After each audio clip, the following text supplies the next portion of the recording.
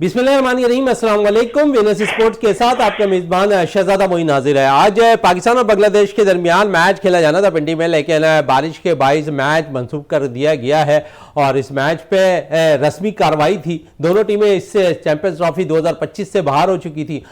Match रस्मी कार्रवाई होता, लेकिन अल्लाह ताला की जो निज़ाम है उसको कोई तब्दील नहीं कर सकता और मैच में आज जो है बारिश हो गई और बारिश के बाइस आज जो मैच है वो मनसूख कर दिया गया।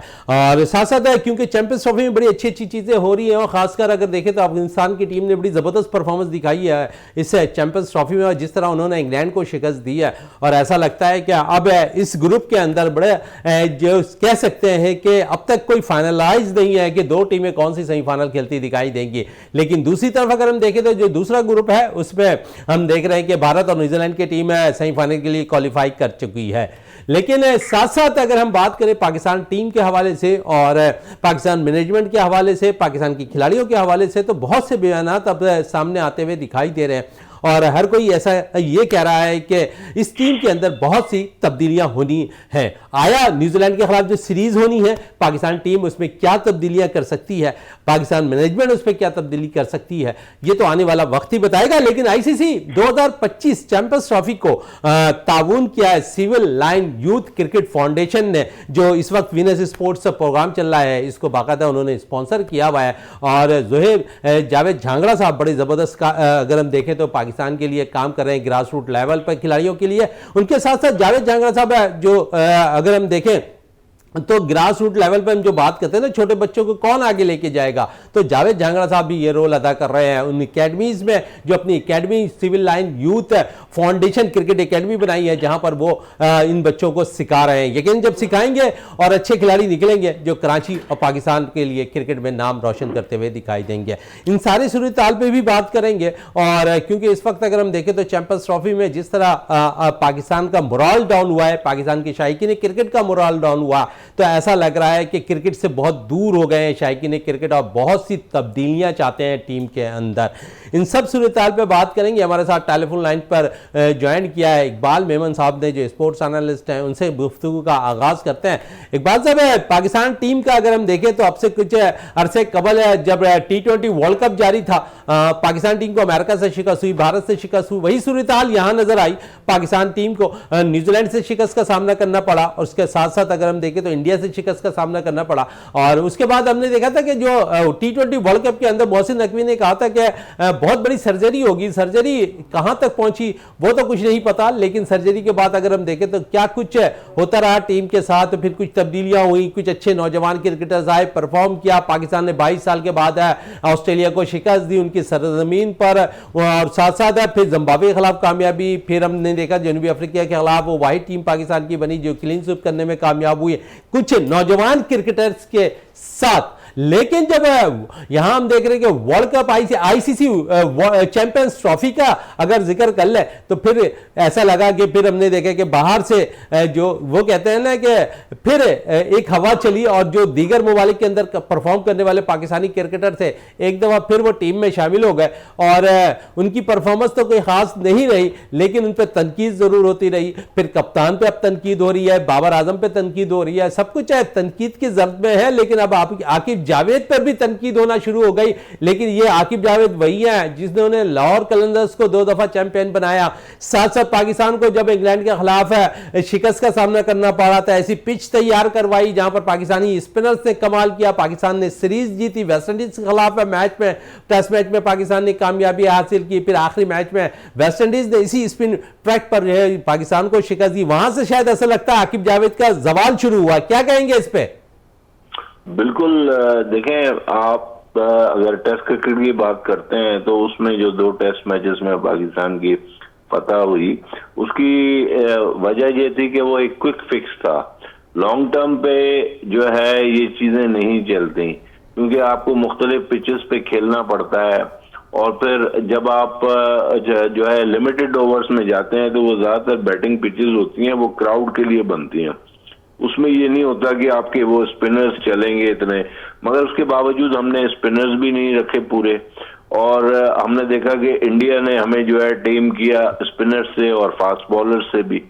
और फिर दूसरी बात यह है कि कुछ थोड़ी सी किस्मत की भी खराबी थी साइम अयूब जो है वो जल्दी हमारे मतलब एक किस्म के इकबाल मेमन साहब हमेशा हम ये क्यों कहते हैं कि इकबाल मेमन साहब हमेशा हम ये क्यों कहते हैं कि किस्मत की खराबी थी। किस्मत को तो आप बदल भी सकते हैं अगर अच्छे प्रोफेशनल क्रिकेटर और डोमेस्टिक क्रिकेट से, और साथ साथ लोग कहते थक गए, मैनेजमेंट साहब क्रिकेटर कहते थक गए कि रेगुलर ओपनर के साथ आप बड़े मैचेस खेल लें। लेकिन शायद ऐसा लगता है हमने T20 में भी यही हाल देखा, वर्ल्ड और ICC चैंपियंस ट्रॉफी में भी हमने यही हाल देखा कि हम अपने रेगुलर ओपनर के साथ नहीं गए। यहाँ से हमारे बेसिक जो है हम समझते हैं कि खराबी की शुरू होती है और फिर मलबा गिरता है फास्ट बॉलिंग के आखिरी तक।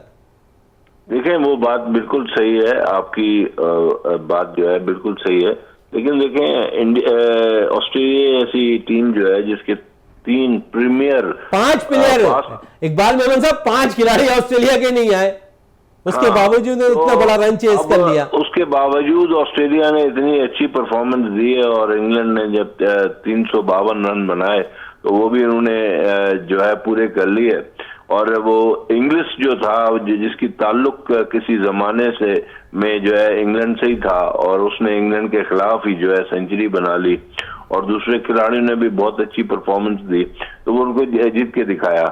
लेकिन ये है कि अब अगर हम पाकिस्तान की बात करते हैं तो पाकिस्तान वैसे भी अनप्रेडिक्टेबल टीम है, कभी अगर अच्छा खेल जाए तो खेल जाए। अब उनके पास 2 मौके थे और इस टूर्नामेंट में बड़ी टाइट शेड्यूल था तो उनके पास जैसे ही जो अपॉर्चुनिटी आई उसमें वो एक मीडियोकर परफॉर्मेंस दिया, 200 प्लस रन्स बनाए। लेकिन ये कि हमें तो ये भी डर था कि कहीं इससे भी कम स्कोर ना बना लें। तो मैं समझता हूं कि हमारे जो खिलाड़ी हैं वो बहुत ज्यादा डिपेंडेंट हैं, जो अच्छे हमारे प्रीमियर खिलाड़ी हैं जिसमें साइम अयूब है, फखर जमान है, तो वो दोनों नहीं खेले तो टीम में हाल नहीं था। और यही है कि मैंने बार बार कहा है कि हमारी टीम मीडियोकर है, बिट्स एंड पीसेस से खेलती है।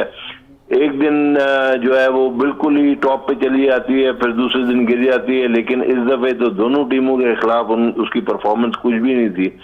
और उसकी वजह यह थी कि हमने तैयारी नहीं की, हमने आखिरी लम्हे तक, इकबाल मेमन साहब है, हमने आखिरी लम्हे तक कोई तैयारी नहीं की। हालांकि हमें मौके सबसे ज्यादा मिले चैंपियंस ट्रॉफी की तैयारी करने के। आप देखें कि हमने ऑस्ट्रेलिया में 3 मैच खेले, जिम्बाब्वे में 3 वनडे खेले, जनूबी अफ्रीका में 3 वनडे खेले, फिर हमने सैफ अफ्रीकी टूर्नामेंट के अंदर 3 मैचेस खेले। आपको पूरी प्रॉपर टीम एक बनाने का भरपूर मौका मिला था चैंपियंस ट्रॉफी से कबल, लेकिन शायद आपने इस तरफ तैयारी का रुझान ही नहीं था। शहजादा साहब, अगर अब मेरे पुराने आप प्रोग्राम निकाल के देख लें तो मैंने उस वक्त भी कहा था कि ये मीडियोकर टीम है और हमने विस्लिंग उस वक्त भी की थी, हमने सीटी जो है खतरे की पहले भी बजा दी थी। तो हम एज ए विसल ब्लोअर तो जो है बहुत कुछ कह सकते हैं, लेकिन ये कि हमारी जो ये लोग हैं सेलेक्टर्स जो हैं वो सुनते कहाँ हैं। तो हमें हाँ ठीक है कि जो सिलेक्शन उन्होंने की उसमें हम देखते हैं कि थोड़ा सा खातिर खा जो फर्क आया है वो खुशदिल की बैटिंग में आया है, बाकी अदरवाइज तो हमारे पास टोटल फेलियर थे। और बाकी बाबर को एज ए ओपनर लेके आने का मकसद समझ में नहीं आया जब वो सबसे ज्यादा अच्छा जो है वो वन डाउन खेलता है। तो ये सारी बातें जो है वो अच्छा। और दूसरी अगेन मैं दोबारा उसी पॉइंट पे आऊंगा कि भाई हमारी टीम कभी भी जो है 2 साल से कोई टॉप टीम नहीं रही है, मीडियोकर टीम रही है और उसने अपने परफॉर्मेंस दिखा दिए। आपका 23 का वर्ल्ड कप और उसके बाद जो है 2020 वाला वर्ल्ड कप, उसके बाद जो है ICC ट्रॉफी, आपने देख लिया कि पाकिस्तान की क्या हालत है। तो आपको अंदाजा हो गया कि भाई लिमिटेड ओवर्स में तो ये कुछ भी नहीं कर सकते। हाँ, टेस्ट मैचेस में वो भी अपने मुल्क में जो है वो स्पिन पिचेस बना के, लेकिन आप देखेंगे यहाँ पर वेस्ट इंडीज की टीम आई है अपने स्पिनर्स के साथ, पहले टेस्ट हार गए लेकिन दूसरे टेस्ट में उन्होंने कॉम्बिनेशन अच्छा बनाया और आपको शिकस्त दे दी फिर इसी स्पिन विकेट के अंदर। तो आप तो यहाँ पर भी अब नाकाम हो जाएंगे जब बड़ी टीमें आएंगी, अच्छे स्पिनर्स के साथ आएंगे तो होम ग्राउंड पर भी आपको टेस्ट मैच मैं यही कह रहा हूं ना कि देखें वो टीमें सीखती हैं, और उनकी इंग्लैंड को जो हमने 2 टेस्ट मैचेस में झटका दिया था, तो सारी दुनिया ने देख लिया कि हमने इनको किस तरह हराना है। तो वो फिर आपने देखा कि वेस्ट इंडीज जैसी टीम भी हमें हरा गई, और इंग्लैंड के टूर से पहले बांग्लादेश की टीम जो है 2 टेस्ट मैचेस खेली थी और दोनों जीत के चली गई थी। तो मैंने आपको ये बताया कि ये मीडियोकर कंडीशन जो है वो आपकी काफी अरसे से है, और इसको बड़ी सोल सर्चिंग की जरूरत है। इनको स्ट्रेटजीज बनानी होंगी, अच्छे खिलाड़ी लेके आने होंगे जो इस लेवल पे आगे परफॉर्म करें। हमारे अच्छा, और किस्मत की खराबी भी है थोड़ी बहुत कि साइम अयूब जैसा और फखर जैसा खिलाड़ी इंजर्ड हो गया, तो उसका भी बहुत डेंट पड़ता है। दूसरी टीमों को परवाह नहीं होती क्योंकि उनके पास एक से एक खिलाड़ी होते हैं टीम में। सर हमारे पास भी है। अगर आप यहाँ पर अगर हम बॉलिंग का म्यार देख लें ना, आप शाहिनशाह आफरीदी थे, आप यहाँ पर अब्बास आफरीदी को यूज कर सकते थे। नैमुल बदल बता रहा हूँ आपको, क्या आप कह रहे हैं ना कि हमारे बेंच स्टैंड मजबूत नहीं है, तो मैं आपको वो बेंच स्टैंड बता रहा हूँ कि पाकिस्तान के पास कितना है। चले मैं ओपनर से शुरू कर देता हूँ। फखर जमान, उसके बाद इमामुल हक।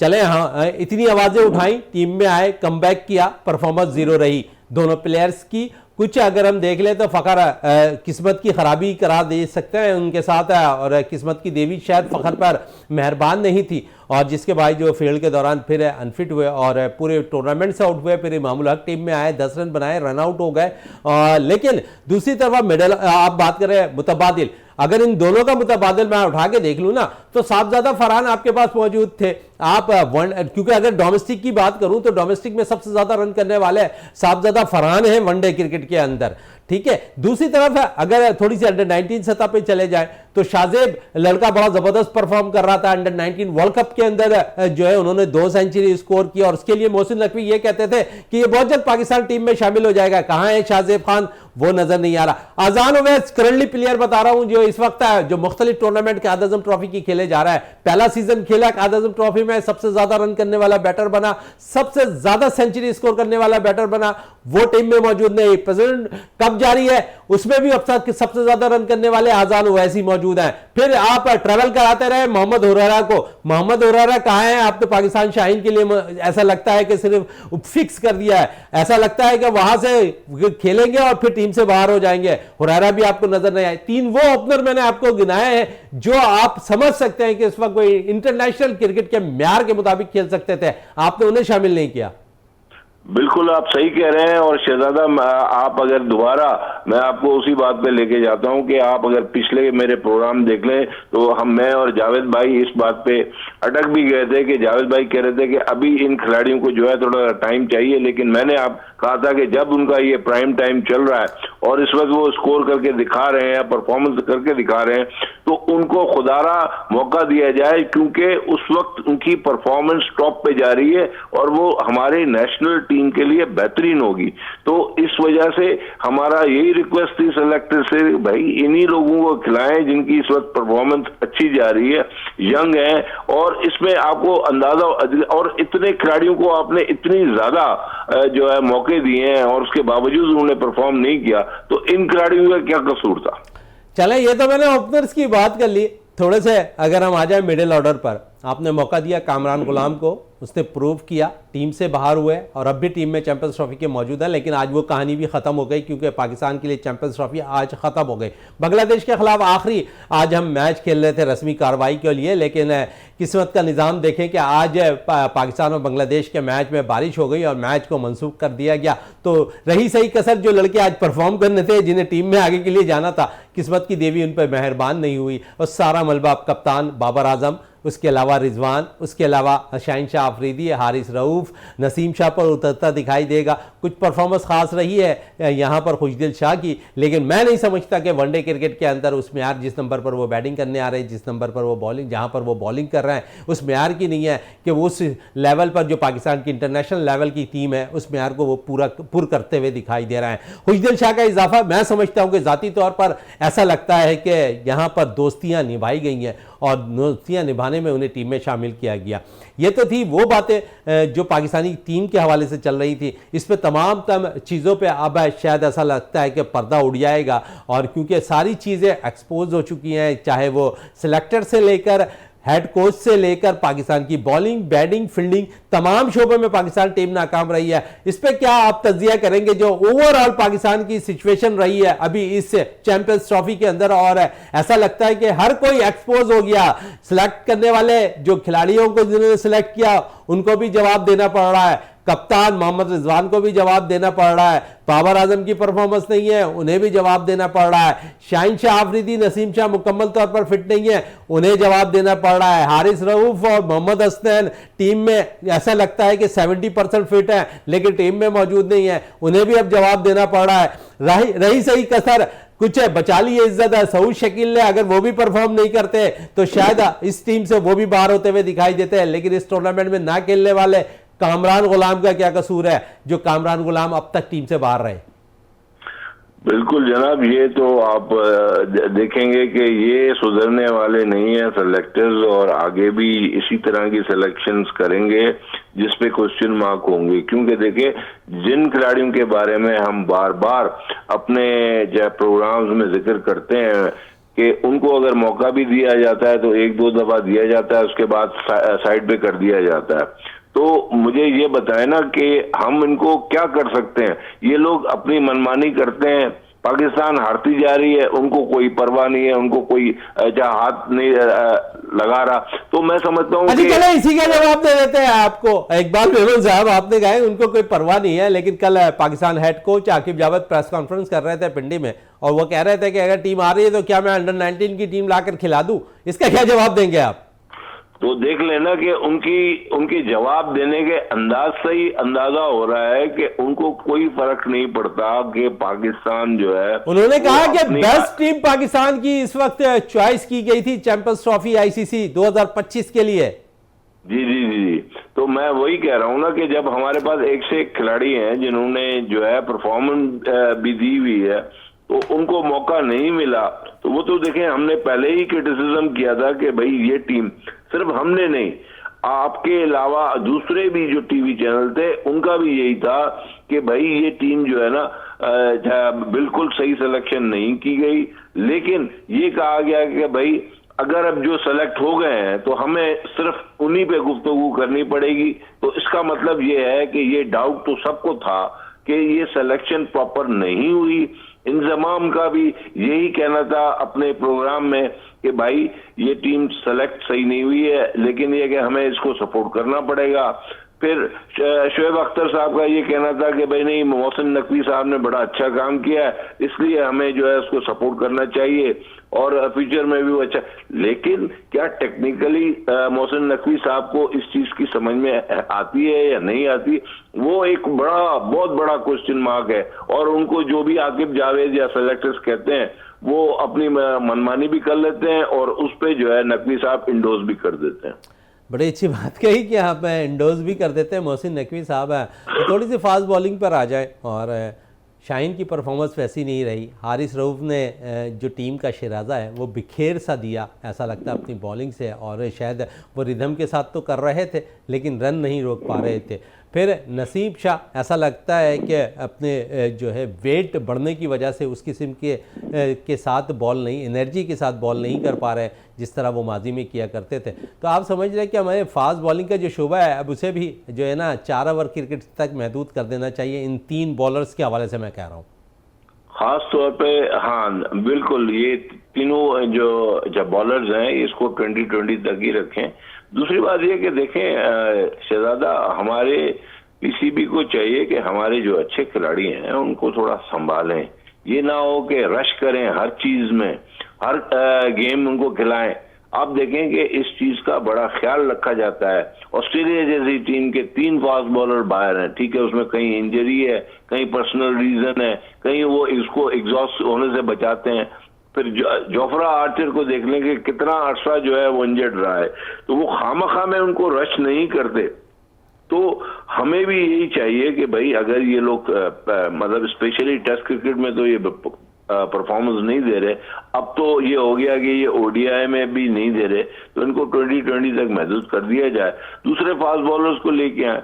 देखिए आपके मतलब पास अभी टैलेंट मौजूद है इकबाल मेमन साहब। फास्ट बॉलिंग की अगर हम बात करें तो मैंने जिस तरह आफरीदी की बात की, और उसके साथ साथ अगर आफरीदी के साथ मैं बात कर लूँ, खुर्रम शहजाद ट्रैवल कराते रहे उसे अच्छे बॉलिंग के जो है उसकी स्पीड के साथ भी।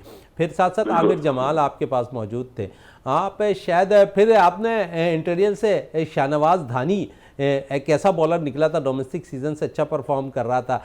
किस सियासत की भेंट चढ़ा वो मुझे नहीं पता, लेकिन ओवरऑल उसे शायद एक मस्करे के टाइप पर एक सवालिया निशान बनाकर टीम से बाहर कर दिया गया। और आप समझते हैं कि शायद वो रहता तो कुछ जो है पाकिस्तान के अंदर बॉलिंग में जान आ जाती। बिल्कुल जनाब, ये देखें मैं आपको एक चीज बता दूं कि सिलेक्शन पे जितना जो है इसको हमने शुगर कोटेड किया था आकिब जावेद साहब को, वो शुगर जो है वो पिघल गई अब इस गर्मी में। और अब ये है कि उनका सही चेहरा जो है सामने आ गया है। कहीं पे वो बिल्कुल ही बायस हो रहे हैं, जिस तरह शाहनवाज नानी के मामले में, और बाकी जो है वो पर्सनल दोस्तियों पे वो सिलेक्शंस कर रहे हैं। तो ये कंडीशन तो होनी है।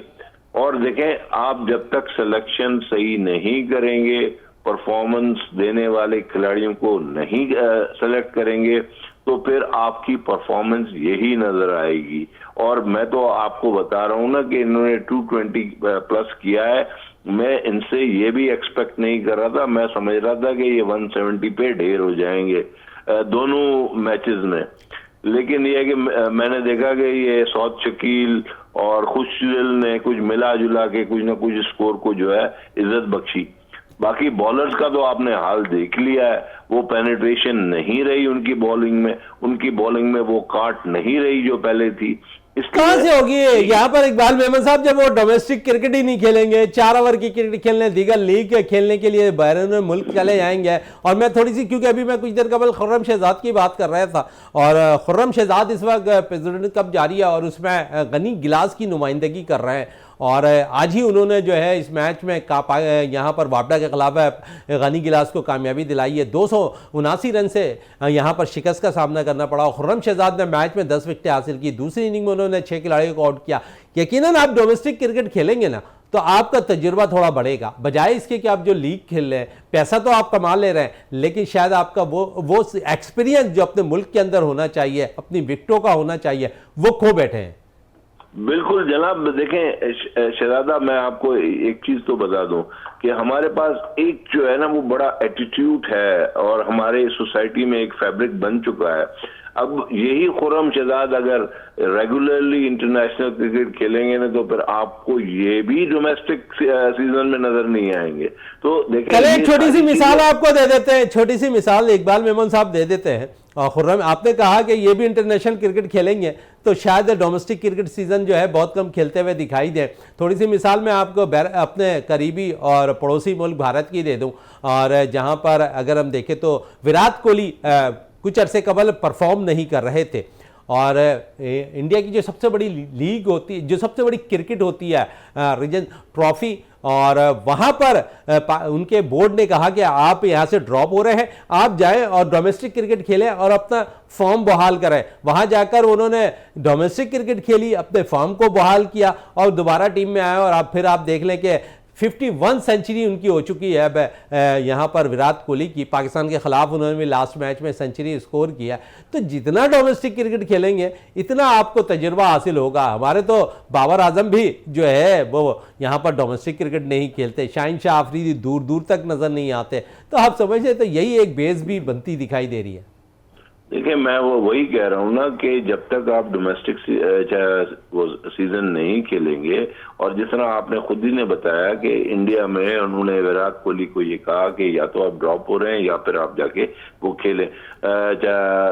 डोमेस्टिक सीजन जो उनका रणजी ट्रॉफी जो है सबसे बड़ा वो होता है। तो मैं आपको ये बता दूं कि अगर हमारे खिलाड़ियों का यही एटीट्यूड रहा और यही अकड़ रही कि वो इंटरनेशनल प्लेयर्स बन चुके हैं और वो डोमेस्टिक नहीं खेलेंगे, तो देखें वो जो जिम की प्रैक्टिस करते हैं या फील्ड में जाके स्ट्रेचेस करते हैं वो काफी नहीं होता। रियल गेम जो है वो आपको मैदान में खेलनी होती है और वही आपके काम आती है। आपकी इम्प्रूवमेंट वहीं होगी, वहीं आप अपने अपने आप को असेस करेंगे कि मैं कैसा खेल रहा हूं, और अपने आप को जज करेंगे, और फिर जो आपके मेंटोर हैं, कोचेज हैं, वो भी आपको समझाते रहेंगे, तो वहीं पे जाके आप इम्प्रूव करेंगे। लेकिन ये कि हमारे जो ये खिलाड़ी हैं, सुपरस्टार्स हैं, इनको शौक सिर्फ ये है कि हम एडवर्टाइजर्स में आए और जो है बस पैसा कमाए। लेकिन ये कि अब वो उस लेवल पे चले गए हैं तो जहां वो पीछे पलट के देखना नहीं चाहते। तो यही जो है वजह है कि इनका जो है फॉल बड़ा खराब है। उरूज तो उन्होंने देख लिया, अब जवाल पे चले जा रहे हैं, और इसके लिए इम्प्रूव करने का यही तरीका है जिस तरह विराट कोहली ने अपना जाके डोमेस्टिक सीजन में खेला है, इनको भी वही करना पड़ेगा। लेकिन ये कि अब क्या है कि कुछ ना कुछ स्कोर तो इनसे हो रहा है, 50 बना रहे हैं, कहीं 60 बना रहे हैं। अगर ये बिल्कुल जीरो पे आ जाए तो फिर इनका दिमाग ठिकाने आएगा, मगर इस वक्त इनका एटीट्यूड प्रॉब्लम बहुत ज्यादा है। चले इकबाल मेमन साहब, क्योंकि यहाँ बात हो रही है और क्योंकि पाकिस्तान चैंपियंस ट्रॉफी से बाहर हो चुका है, पाकिस्तान ने अब न्यूजीलैंड के खिलाफ सीरीज़ खेलनी है, और मलबा अब किस पे गिरेगा, कौन सी सर्जरी होगी मोहसिन नकवी साहब करेंगे, इस पे क्या कहेंगे आप? देखें, अब वो तो डिपेंड करता है कि उनको मोहसिन नकवी साहब को सर्जरी आती है या नहीं आती। इससे कबल भी तो सर्जरी की है और वहां रियाज को उन्होंने बाहर किया, लेकिन किसी ना किसी ओहदे पर जरूर रख दिया पाकिस्तान क्रिकेट बोर्ड के। मैं वही कह रहा हूँ ना, तो ये तो इसको हम कहते हैं पैबंदकारी, जो है ना, प्लास्टिक सर्जरी में एक जगह से निकाल के और दूसरी जगह लगा दिया। तो फिर उन्होंने सर्जरी तो वही वाली की ना, प्लास्टिक सर्जन वाली, एक जगह से निकाला। फुल सर्जरी की जरूरत है, जहां पे जो लोग सही नहीं है, मिसफिट है, उसको निकाल दें। अच्छा इकबाल में चले, ये बड़ी अच्छी बात की कि जो मिसफिट है उन्हें निकाल दिया जाए और जो फिट है उन्हें टीम में शामिल किया जाए। मैं आपसे ये पूछना चाहूँगा, क्योंकि वनडे क्रिकेट ऐसी है कि जहाँ पर 50 ओवर्स खेलने होते हैं, और हम देख रहे हैं कि हम 50 ओवर्स भी नहीं खेल पा रहे हैं। और ये जो तब्दीलियां हैं ना बार बार है कि हम निचले नंबर्स के बैटर्स को जो है यहाँ पर ओपनर्स बना लें, या मिडिल ऑर्डर पर खेलने वाले 5वें 6ठे नंबर पर बैटर्स को वन डाउन पोजीशन पर खिला दें, तो आप समझिए जो डोमेस्टिक में ओपनिंग जोड़ी होती है, ओपनिंग पेयर होता है, एज ए ओपनर टीम में अगर किसी को भी शामिल किया जाए, जो ओपनर्स हैं उन्हें ओपनर्स का मौका फराहम किया जाए, जो वन डाउन पोजीशन पर आकर डोमेस्टिक क्रिकेट के अंदर बैटर्स बैटिंग करते हैं उन्हें कौमी टीम के अंदर जब उन्हें शामिल किया जाए, तो डोमेस्टिक क्रिकेट की उनकी परफॉर्मेंस को मद्देनज़र रखते हुए कि आया वो किस नंबर पर कौन सा बैटर परफॉर्म कर रहा है, हम उसे उस नंबर पर मौका दें, तो आप समझते हैं कि उस बैटर्स के लिए भी एक अच्छी चीज़ रहेगी कि वो जिस नंबर पर डोमेस्टिक सीजन में खेलता आया है उसी नंबर पर आकर वो पाकिस्तान के लिए, पाकिस्तान की नुमाइंदगी कर रहा हो, तो पाकिस्तान के लिए जब वो खेले तो वहां पर उसी नंबर पर उन्हें मौका दिया जाए। तो मैं समझता हूं अपनी जाती राय के मुताबिक वो बैटर लंबे अरसे तक पाकिस्तान को जो है अच्छे रन भी कर देगा और लंबे अरसे तक वो ट्रैवल भी करता रहेगा। डेफिनेटली शहजादा, जब आप उसको किसी भी खिलाड़ी को सेलेक्ट करते हैं तो उसको उसी जो है जगह पे रखते हैं। आपको पता होता है कि हॉर्सेस फॉर द कोर्सेज, आपका जो ये घोड़ा है वो किस जगह पे कौन सी रेस के लिए है। अगर वो एज ए ओपनर है तो वो एज ए ओपनर खेलेगा, अगर वो वन डाउन है तो वो वन डाउन खेलेगा, अगर 2 डाउन है तो 2 डाउन खेलेगा। ये बड़ी इंपॉर्टेंट जो है एरियाज हैं। और अगर आपने उसको सिलेक्शन सिर्फ उसकी सेंचुरियों की वजह से की है तो फिर तो आप देख लें कि वो तो सेंचुरी करके टीम में आ जाता है। इकबाल मेमन साहब, बेसिक वजह यही है कि जिस नंबर पर भी वो सेंचुरी कर रहा ना, उसने अगर सीजन के अंदर 2 डाउन पोजीशन पर आकर 5-6 सेंचुरी स्कोर किए, जब वो कौमी टीम में शामिल हो ना, मैं ये चाहता हूं नंबर 2 पोजीशन पर ही आकर बैटिंग करे, चाहे वो फेल हो या फिर रन करता दिखाई दे। एग्जैक्टली मैं वही कह रहा हूँ ना कि वो अपने आप को कंसोलिडेट, और देखें एक माइंड गेम है ये क्रिकेट जो है ना, सिर्फ ये नहीं है कि हैंड एंड आई गेम है, ये माइंड गेम भी है। आप देखें कि अगर पहली बॉल पे ओपनर आउट हो जाता है तो वन डाउन, फिर भी यही सोचता है कि मैं वन डाउन हूँ, ठीक है। तो और अगर ओपनर 100 करता है उसके बाद वो जाता है तो वो अगेन वो यही सोचता है कि मैं वन डाउन हूँ। तो वो उसको उसी माइंडसेट के साथ जाना चाहिए। आप उसको जो है वो डिफरेंट उस पे पोजीशन पे लेके आ रहे हैं और जबरदस्ती, तो उसकी भी मजबूरी हो जाती है। वो भी कहता है कि यार मैं सेलेक्ट तो हो रहा हूं ना, तो वो उस पे चला जाता है। लेकिन ये कंप्रोमाइज करना जो है ये सही नहीं है। आपने जो है खिलाड़ी को उसी जगह पे लेके जाना है जहां पे वो कंफर्टेबल है और जहां पे वो खेलता रहा है। तो उसका कंफर्ट जोन जो है ना, उससे आप उसको अगर निकालेंगे तो फिर वो आपकी टीम भी जो है वो कंफर्ट जोन से निकल आएगी। अच्छा, साथ साथ बड़ी क्योंकि आखिरी चंद मिनट रह गए हैं, मैं आपसे ये पूछना चाहूँगा, इब्रार को आपने सेलेक्ट किया, अच्छी बात है, उन्होंने परफॉर्म किया। इब्रार पाकिस्तान का मिस्ट्री स्पिनर है, और लेकिन साथ साथ आप देखें कि इब्रार के अलावा भी आपके पास अच्छे स्पिनर्स हैं। सुफियान मुकीम आपके पास मौजूद थे, आपके फैसल अकरम आपके पास मौजूद हैं, मेहरान मुमताज़ आपके पास मौजूद हैं, अच्छी परफॉर्मेंस दे रहे हैं। डोमेस्टिक में कई आउट करके रखा हुआ है आपने, और लेकिन आप समझते हैं कि इब्रार जहां है तो उसके साथ साथ आपने सुफियान को भी मौका देना है, उसके साथ साथ आपने मेहरान मुमताज़ को भी मौका देना है, फैसल अकरम को भी मौका देना है। जो ये खला है ना कि स्पिन बॉलिंग का हमारे पास मुतबादिल कोई स्पिनर्स नहीं आ रहे, तो ये पूर कर सकते हैं। फिर उसामा मीर आपके लिए, क्योंकि लेग स्पिन जो है एक बड़ा इंपॉर्टेंट रोल अदा करता है स्पिनर, लेकिन हम देखते हैं कि हमारे पास लेग स्पिनर की भी कमी है। उसामा मीर अच्छी बॉलिंग कर रहे थे, क्या वजूहात बनी कि एक एनओसी के बाइस है, शायद बोर्ड के साथ उनके मामला ठीक नहीं रहे, उसके बाइस है वो टीम सिलेक्शन में पूरा नहीं उतर रहे हैं, कहीं उनको जो है टीम में शामिल नहीं किया जा रहा। लेकिन पिछले दिनों हमने देखा कि जो साइड मैचेस थे पाकिस्तान शाइन के, उन्हें दोबारा एक दफ़ा फिर मौका मिला और उसामा मीर को, और मैं समझता हूँ कि इस वक्त ज़रूरत है पाकिस्तान के एक अच्छे लेग स्पिनर की भी। बिल्कुल, मैं आपको यही कह रहा हूं कि पहले तो हम थोड़ा सा इब्रार की तरफ आ जाते हैं। देखिए, वो कहते हैं इज अ मिस्ट्री स्पिनर, मगर मैं नहीं समझता कि वो मिस्ट्री स्पिनर है, वो मिस्ट्री है। वो बुनियादी तौर पे मुझे उसकी सिलेक्शन ही मिस्ट्री लगती है कि भाई उसमें कौन सी ऐसी चीज है, ऐसी सुर्खाब के पर लगे हुए हैं जो उसको आपने एज ए मिस्ट्री स्पिनर करके, जिस तरह किसी जमाने में मंसूर अख्तर को कहा जाता था, इमरान खान साहब कहते थे कि ये जो है ना हमारा फ्यूचर का विवियन रिचर्ड बनेगा, तो वो उसको विवियन रिचर्ड के चक्कर में उन्होंने बहुत सारे टेस्ट मैचेस खिला लिए और उन्हें कोई खातिर ख्वाह या फर्क नहीं आया। हमारे पास देखें एक से एक स्पिनर हैं और हम उनको मौका नहीं। अच्छा, बड़ी अच्छी बात विवियन रिचर्ड की आपने। विवियन रिचर्ड ने जब अपने करियर का आगाज़ किया तो पहली सीरीज़ खेली उन्होंने, और उसके बाद उस पहली सीरीज़ के अंदर मुकम्मल तौर पर नाकाम हुए और दोनों मैचेस के अंदर उन्हें 0 का हिस्सा देखने को मिला। लेकिन सेलेक्टर्स ने उन्हें मायूस नहीं किया। उन्होंने कहा कि ठीक है, अगला जो टूर्स हो रहा है, फिर एक दफ़ा फिर सिलेक्शन हुई विवियन रिचर्ड की, और विवियन रिचर्ड ने फिर जो है जब मैच खेला गया तो विवियन रिचर्ड ने वहाँ पर आकर फिर सेंचुरी स्कोर की।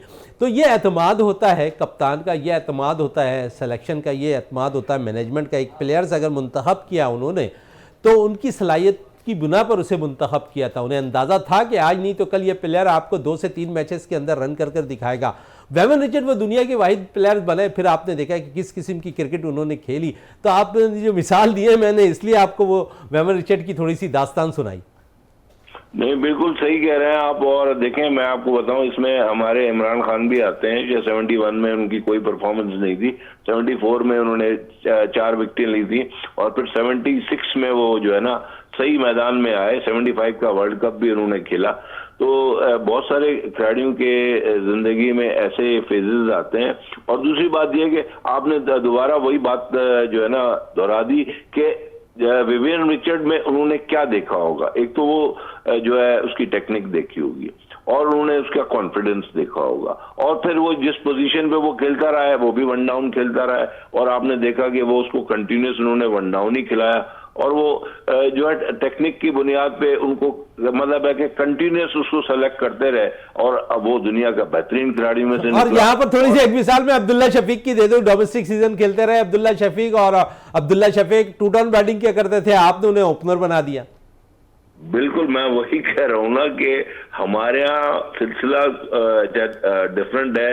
हमारे जो हैं वो सेलेक्टर्स जो है ना वो चौधराप करते रहते हैं, वो किसी को जो है किसी स्लॉट पे खिला देते हैं और अपना मन पसंद जो स्लॉट है उस पे खिलाते हैं। अब खिलाड़ी की भी मजबूरी है कि वो कहते हैं कि भाई हम जो है सेलेक्ट तो हो रहे हैं ना, तो वो उस पे, हालांकि खिलाड़ियों को उस पे कंप्रोमाइज नहीं करना चाहिए। बड़ी अच्छी खिलाड़ी को बात कही, अपना खिलाड़ियों को कंप्रोमाइज नहीं करना चाहिए। और इकबाल मेमन साहब, वक्त की कमी के बाइस प्रोग्राम को एंड भी करना है। आपका बहुत शुक्रिया विनस स्पोर्ट्स में टाइम देने का, और बड़ी अच्छी गुफ्तगू कर रहे थे और कह रहे थे कि बहुत जिसका शुक्रिया जो शहजादा प्लेयर जो हो आपका और विनस उसको, टीवी का, आपने जो है मदू किया, और बहुत खुशी की बात है। Thank you. चलें, बहुत थैंक्स आपका यहाँ पर इकबाल मेमन साहब। लेकिन साथ साथ पाकिस्तान टीम की कारकर्दगी पर सवालिया जो निशान बन गया है, इसको अब दूर करना है। न्यूजीलैंड के खिलाफ सीरीज़ होनी है, और अब जिस तरह की सर्जरी होगी, जिस तरह के काम होंगे, मोहसिन नकवी ने अब काफ़ी गहरी नज़र रखी हुई है, और इजलास भी तलब होगा यकीनन, और सदबाब भी देखी जाएगी कि पाकिस्तान की टीम को क्यों शिकस्त का सामना करना पड़ा चैंपियंस ट्रॉफी के अंदर। उम्मीद करते हैं कि पाकिस्तान टीम एक अच्छे रूप में न्यूजीलैंड के खिलाफ सीरीज़ में नज़र आएगी। इसी के साथ अपने मेज़बान शहजादा मोइन को इजाज़त दें। पाकिस्तान जिंदाबाद।